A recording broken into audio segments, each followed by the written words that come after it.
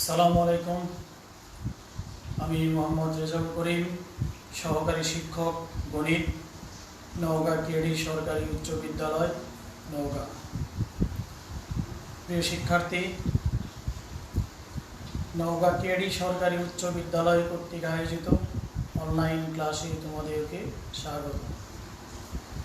প্রিয় শিক্ষার্থী, আজ আমি সপ্তম শ্রেণীর অধ্যায় 10-এর উপপাদ্য 3 এবং 4 এই দুটি উপপাদ্য সম্পর্কে আলোচনা করব। প্রিয় শিক্ষার্থী, তোমরা বই এবং খাতা নিয়ে ক্লাসে অংশগ্রহণ করো। প্রিয় শিক্ষার্থী, বইয়ে দেখো উপপাদ্য 3 পৃষ্ঠা নম্বর 149।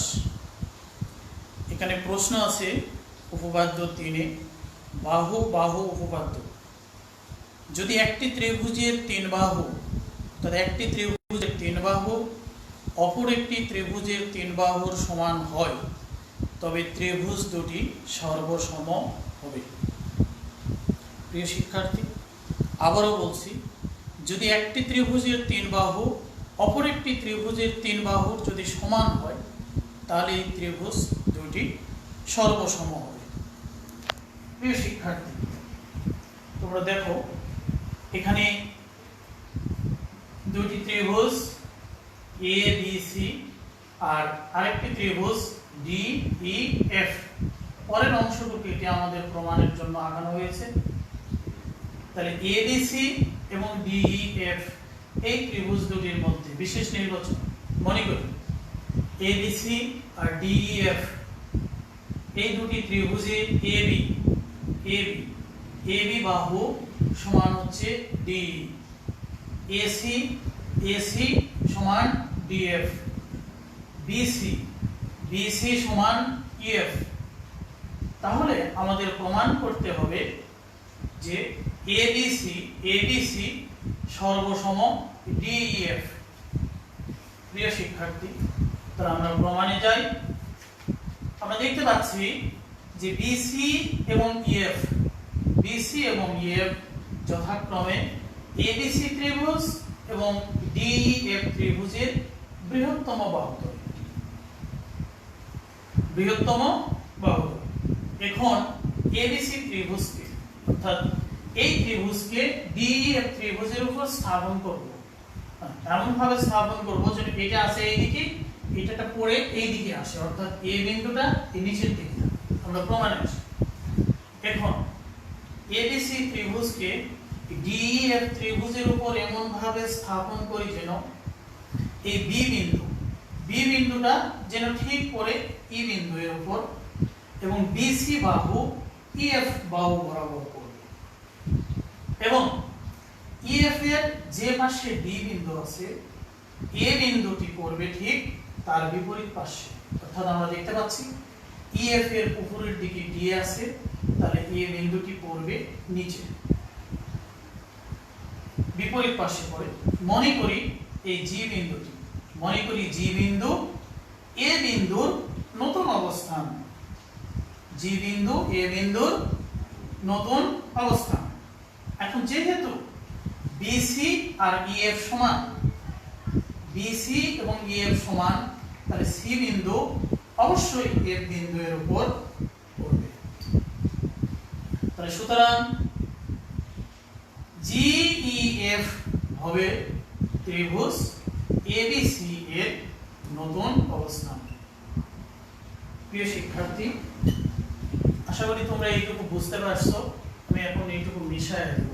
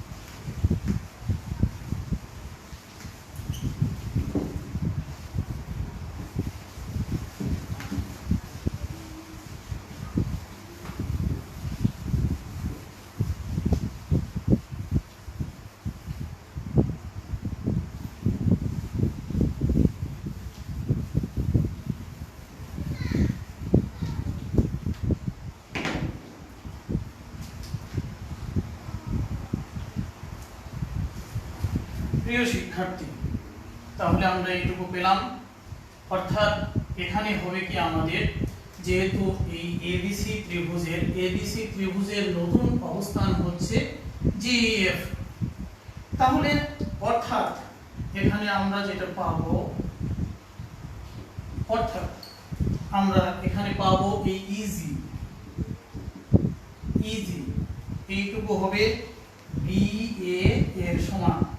আচ্ছা, আবার আমরা পাবো হচ্ছে এফজি এইটুকু হবে সি এ, এবং এই দুটি বাহু এই ইজি এবং এফজি এর অন্তর্ভুক্ত কোণ যেটি আছে, হ্যাঁ, সেটি আমরা পাবো যে ইজিএফ সমান সমান আমরা পাবো বিএসি। প্রিয় শিক্ষার্থী, তাহলে আমাদের প্রমাণের স্বার্থে আমরা ডিজি কে যোগ করব। এরপর ডিজি যোগ করি।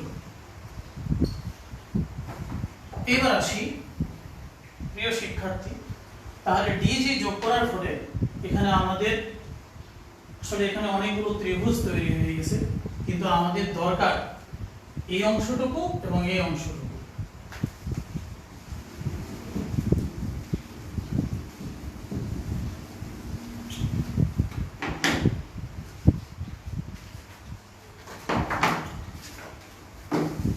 প্রিয় শিক্ষার্থী, এবার আমরা আসি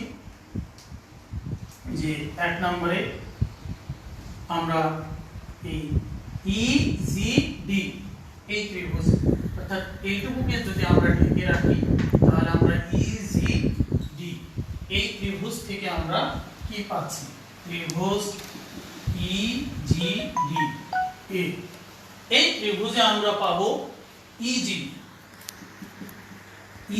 সমান পাবো হলো ইডি। প্রিয় শিক্ষার্থী, তোমরা উপপাদ্য 2 এ পড়ছো সমদ্বিবাহু ত্রিভুজের সমবাহুর যে বিপরীত যে কোণগুলো থাকে সেই কোণগুলো পরস্পর সমান হয়। তাহলে অতএব আমরা কি পাবো, অতএব আমরা এখান থেকে পাবো হলো, তাহলে আমরা পাচ্ছি ইজিডি কোণ সমান সমান আমরা পাবো ইডি জি কোণ, অর্থাৎ এইটুকু কোণ আর এইটুকু কোণ সমান হবে। প্রিয় শিক্ষার্থী, আবার 2 নম্বরে আসি। এই অংশটুকু শেষ হয়ে গেল, আমরা এখন এই অংশটুকু নিয়ে কাজ করব। প্রিয় শিক্ষার্থী, আবার ত্রিভুজ এফজিডিএ আমরা পাবো হলো এফজি সমান সমান পাবো এফডি। তাহলে এই ত্রিভুজটুকু এফজিডি এই ত্রিভুজে এই এফডি এবং ইজি এর দুটি বাহু সমান, তাহলে এখানে এই কোণ আর এই কোণটা সমান হবে। তাহলে আমরা পাচ্ছি এফজিডি সমান সমান কোণ এফডিজি। প্রিয় শিক্ষার্থী, এখন আমরা এই দুইটির সমন্বয় করব। তাহলে আমরা পাবো, প্রিয় শিক্ষার্থী, এই দুটি থেকে আমরা যেটি পাবো সেটি হচ্ছে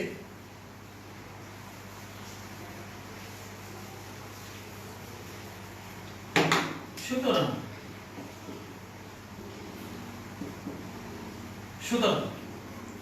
ইজিডি যোগ বাম পাশের সাথে আমরা বাম পাশে যোগ করব, তাহলে এফজিডি সমান সমান ইডিজি প্লাস 1 এফজি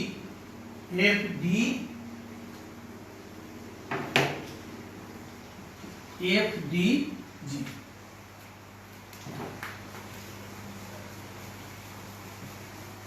প্রিয় শিক্ষার্থী, তোমরা এদিকে ছবিটার দিকে, চিত্রের দিকে ভালোভাবে লক্ষ্য করো।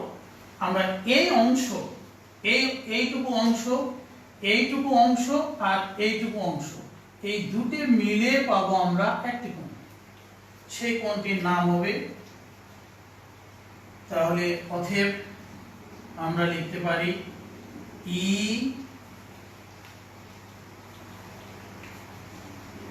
EGF সমান সমান আমরা পাবো EDF। প্রিয় শিক্ষার্থী, তাহলে আমাদের এই EGF এই ত্রিভুজটি ছিল ABC ত্রিভুজের নতুন অবস্থান। অর্থাৎ আমরা লিখতে পারি হচ্ছে ত্রিভুজ BAC সমান সমান হচ্ছে EDF।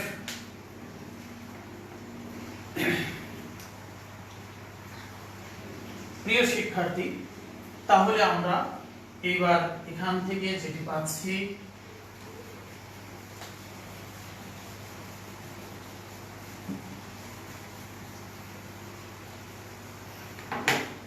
সেটি হলো এই কোণ দুটি আমরা সমান দেখালাম।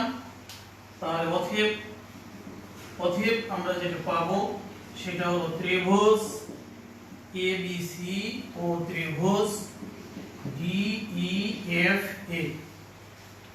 এইখানে AB সমান DE আর AC সমান DF, এবং এই দুটি বাহুর অন্তর্ভুক্ত কোণ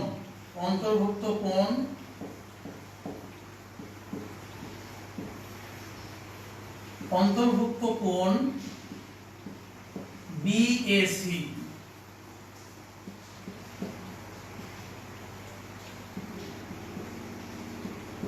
অন্তর্ভুক্ত কোণ EDF। প্রিয় শিক্ষার্থী, তাহলে আমরা দেখতে পাচ্ছি যে এই AB আর AC এর অন্তর্ভুক্ত কোণ হচ্ছে এটা, তাহলে এই কোণটা D কোণের সমান আমরা পেয়ে গেলাম। তাহলে আমরা লিখতে পারি যে অতএব এই হলো ত্রিভুজ ABC সর্বসম ত্রিভুজ DEF। প্রিয় শিক্ষার্থী, আশা করি তোমরা এটি বুঝতে পারছো। এরপরে আরেকটি উপপাদ্য আছে, উপপাদ্য 4।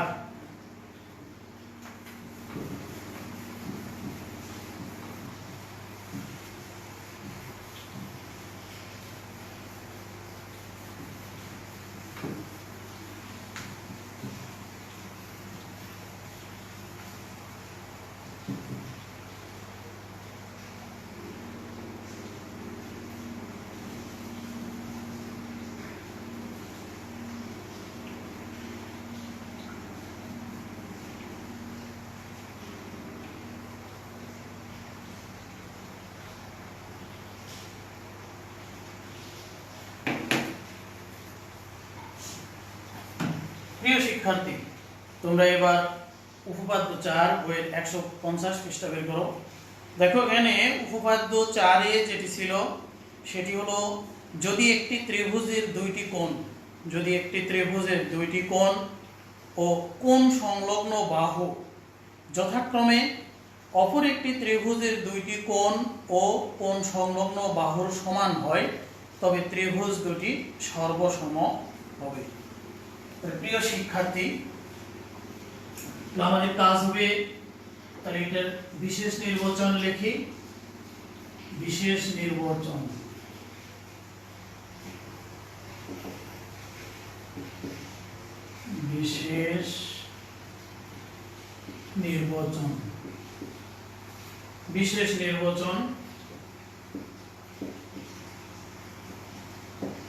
মনে করি ত্রিভুজ ABC ও ত্রিভুজ DEFA এই বি কোণ, অর্থাৎ এই কোণটা হবে এই কোণের সমান। তাহলে বি কোণ সমান ই কোণ, আর সি কোণ সমান, যেটা চিহ্ন দিন বুঝতে সুবিধা হবে, তাহলে কোণ সি সমান সমান হচ্ছে কোণ এফ, এবং কোণ সংলগ্ন বাহু এই বিসি সমান হচ্ছে ই এফ। তাহলে আমাদের এখানে এখন প্রমাণ করতে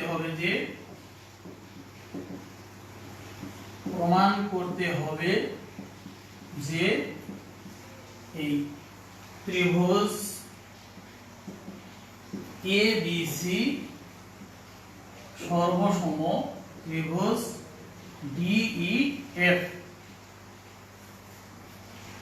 প্রিয় শিক্ষার্থী, আমরা এবার উপপাদ্য 4 এটি আমরা প্রমাণ করব। তার বিশেষ নির্বাচনটা আমি আবারও করতেছি। ত্রিভুজ ABC এবং DEF এখানে এই ত্রিভুজে প্রশ্নে বলা আছে দুইটি কোণ এবং কোণ সংলগ্ন বাহু। তাহলে বি কোণ সমান ই কোণ, কোণ সি সমান এফ, এবং এই যে কোণ সংলগ্ন বাহু বিসি, তাহলে এই বিসি কোণ সংলগ্ন বাহু বিসি সমান সমান ইএফ হলে তখন আমরা প্রমাণ করব যে এবিসি সর্বসম ডিইএফ।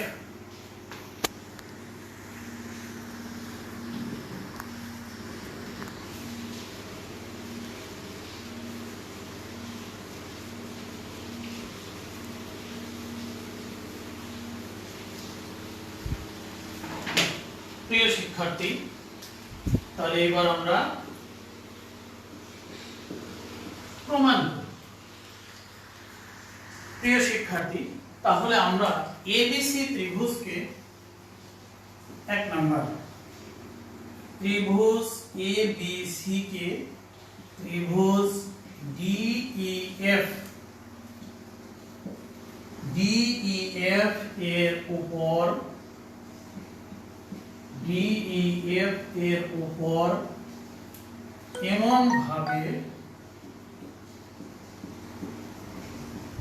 এমন ভাবে স্থাপন করি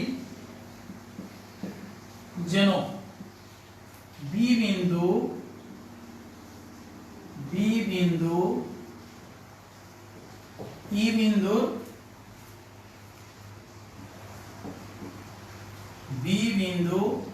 বিন্দুর উপর অর্থাৎ এই এবিসি ত্রিভুজকে আমরা এইটাকে উঠায় এর উপরে নিয়ে গিয়ে ফেলবো, এমন ভাবে ফেলবো যেন এই বি বিন্দুটা ঠিক ই বিন্দু এর উপর পড়ে। আচ্ছা, ও এই বিসি বাহু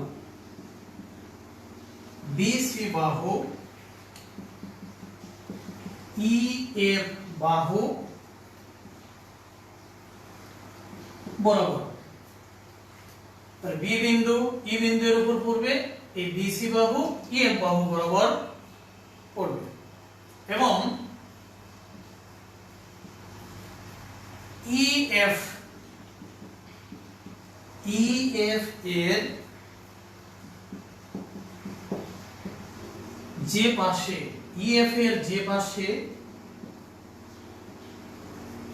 ডি বিন্দু আছে,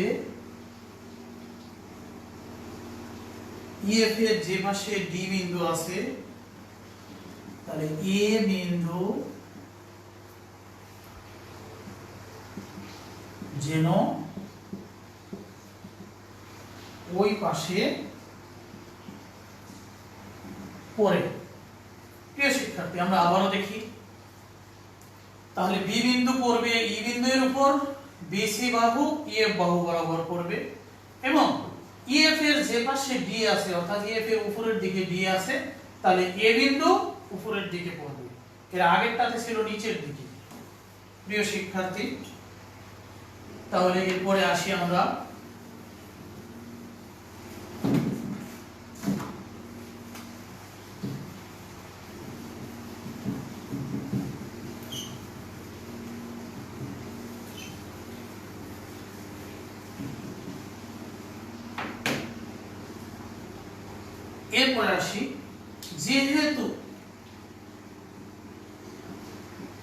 যেহেতু বিসি আর ইএফ সমান, যেহেতু বিসি সমান ইএফ। অতএব সি বিন্দু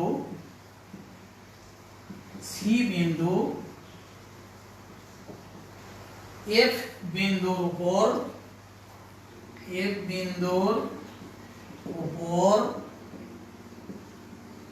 অবশ্যই পড়বে। এফ বিন্দুর উপর অবশ্যই পড়বে। প্রিয় শিক্ষক, যেহেতু বিসি আর ইএফ সমান ছিল, তাহলে সি বিন্দু অবশ্যই এফ বিন্দুর উপর পড়বে।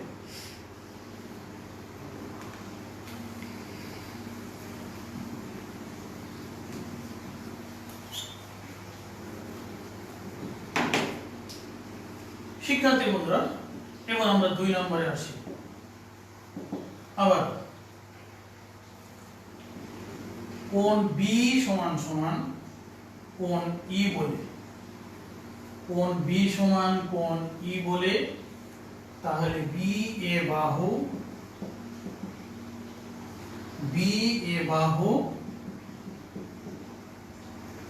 ই ডি বাহু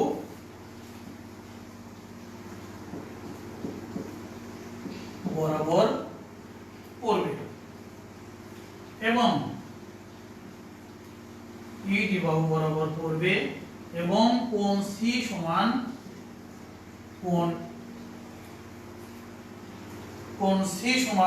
কোণ এফ বলে সি এ বাহু, সি আর এফ যেহেতু সমান, তাহলে সি এ বাহু এফ ডি বাহু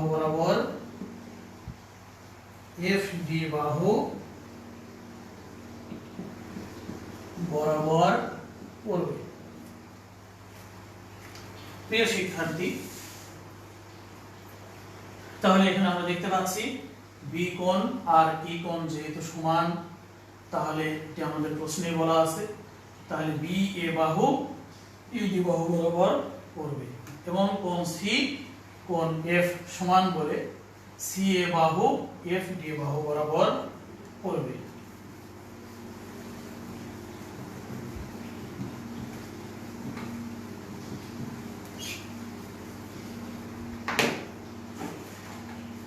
প্রিয় শিক্ষার্থী, এবার আমরা আসি তাহলে 3 নম্বর। এখানে হচ্ছে বি এ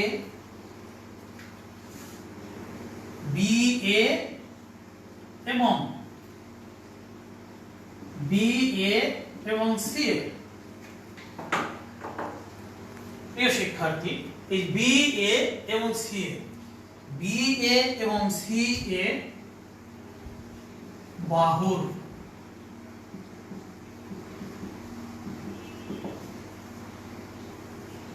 সাধারণ বিন্দু হচ্ছে এ। আমরা দেখি এই বি এ বাহু এবং সি এ বাহু এর সাধারণ বিন্দু হচ্ছে এ, আর ডি ই এফ ত্রিভুজে তাহলে আমরা পাবো ইডি। বইয়ে এখানে একটু প্রিন্টিং ভুল আছে। ইডি ও এফ ডি বাহুর সাধারণ বিন্দু হচ্ছে ডি।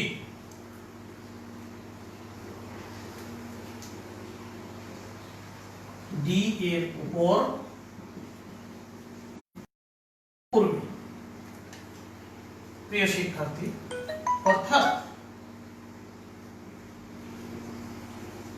অর্থাৎ কি হবে, ত্রিভুজ এ বি সি,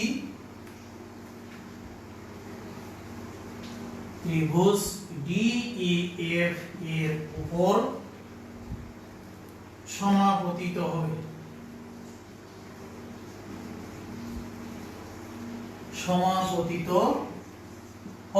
অর্থাৎ সমানভাবে পড়ে যাবে। অতএব কি, ত্রিভুজ এ বি সি সর্বসম ত্রিভুজ ডি ই এফ। প্রিয় শিক্ষার্থী,